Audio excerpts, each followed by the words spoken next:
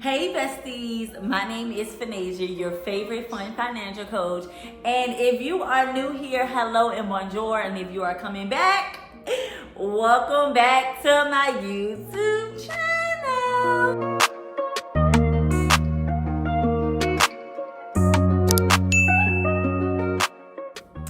All right, besties. So first things first, I'm going to tell you guys about my experience moving out of state as an entrepreneur, the pros, the cons, and the things I did wrong that I wish I could have done better.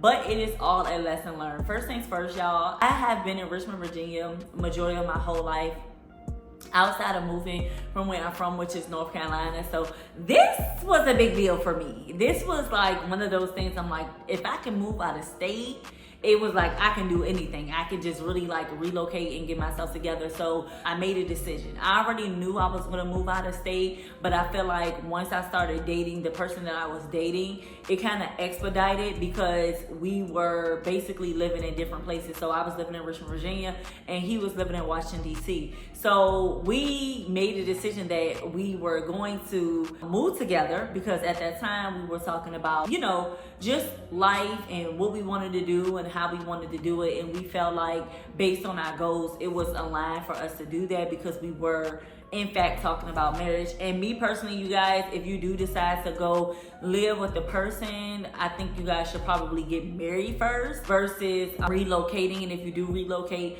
I highly suggest that you start in 2 separate homes, okay? But we're gonna get to that in just a moment, just bear with me. So the first thing that I did before I moved out of state was I fixed my credit. Like I made sure that my credit was sustainable and it was fundable. So meaning if anything were to happen, I made sure that my finances were in order. I still had a few credit cards that I had to pay off because I just reopened my business.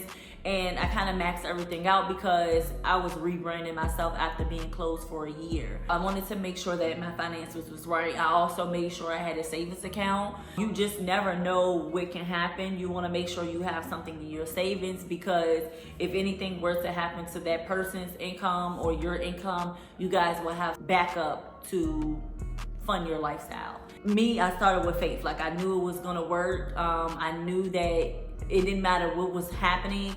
I always knew that I could come back home if I had to.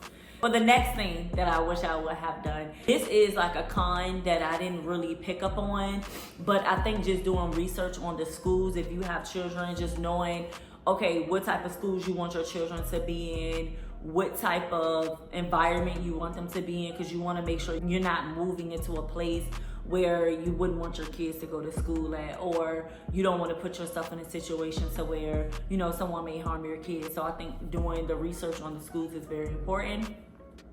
And again, if you have to move on your own in another state, then cool. But if you can actually get someone to go with you, or if you know someone there that can support you, I feel like it's 10 times better for me because again, I had no experience and I have no sense of direction, meaning that I basically say I'm from Richmond, Virginia, and I still use the GPS to this day. And I'm 30.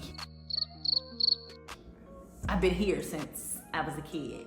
So that tells you I have no sense of direction. So I felt more comfortable going with the person that I was dating. Another thing that I want to talk about when you are moving and you're an entrepreneur and you're starting from scratch is knowing how to network. This was something that I didn't fully take advantage of, and I think because of my mindset. So I told myself, being that I'm going to another state, I wanted to get another gig because I was already starting my business off the ground, and I wanted to make sure that I had extra income coming in since I was still rebuilding my business. So it was easier for me to network because I actually had a job there and I was getting to know people. But I felt like if I didn't have that job, I felt as if I wasn't intentional about how I was networking. So for me personally, if you know that you are going to move to another state, I think you should start networking first. Okay, so what that means, okay, if I knew I was going to Washington, D.C. when I move again, because I do plan on moving out of state again, but when I move again, this time I'm going to start building my relationships with people before I actually get there. The great thing about a tool that we have, which is social media, we can actually build with people virtually. So being intentional with networking, going to online networking events, even in-person events in that state so you can get your feet wet would be perfect. And it's great so when you get there, you can already hit the ground running. You can already start establishing your credibility in that state so that you can start networking, okay? Another thing that I will advise you guys to do is make sure you join some type of community, I would say entrepreneur setting, okay? So whether it's going to the gym, whether it's a networking club, whether it's a nonprofit organization, join some type of community so that you can have that space and you can have that network that's going to help you. And not only that, but they introduce you to new places. I can't tell you guys how many times me and my homegirl will be on lunch and she's like, hey, you want to go to this space or this place? And the aesthetics will be so amazing and fire, and I'm just learning new things. So it helped me learn the area better. Okay, that's a really good tool, you guys. That networking piece is going to take you from here to here. Okay, another thing that I want to talk to you guys about is you need to have an exit strategy.